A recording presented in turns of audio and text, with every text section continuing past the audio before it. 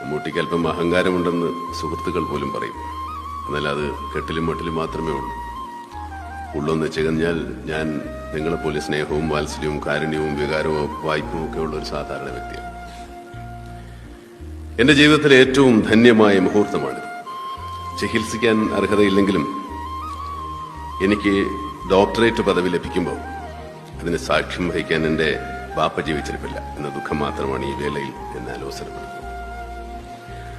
ഞാനൊരു ഡോക്ടറാവണമെന്ന് എന്റെ ബാപ്പ ആഗ്രഹിച്ചിരുന്നതാണ്. അതിനായി പ്രീ ഡിഗ്രിക്കാൻ എന്നെ കൊണ്ട് 2ാം ഗ്രൂപ്പ് എടുപ്പിക്കുകയും ചെയ്തു. പഠിത്തത്തിൽ ഉഴപ്പി സിനിമ തലയിൽ കെറ്റി തിയേറ്ററിൽ നിറങ്ങിയതിന്റെ ഫലമായിട്ട് കെമിസ്ട്രി പരീക്ഷയിൽ ഞാൻ തോറ്റു. അങ്ങനെ എന്റെ ബാപ്പയുടെ ഡോക്ടർ സ്വപ്നം തകർന്നു. പതിറ്റാണ്ടുകൾ കഴിഞ്ഞെങ്കിലും എന്റെ അഭിനയത്തികവും കലാരംഗത്തെ നേട്ടങ്ങളും കണക്കിലെടുത്ത് എന്നെ വലുതാക്കിയ എന്റെ സർവകലാശാല എനിക്ക് ഡോക്ടറേറ്റ് നൽകുമ്പോൾ ആ ബഹുമതി എന്റെ ബാപ്പയുടെ സ്മരണയ്ക്ക് മുൻപാകെ ഞാൻ സമർപ്പിക്കുക.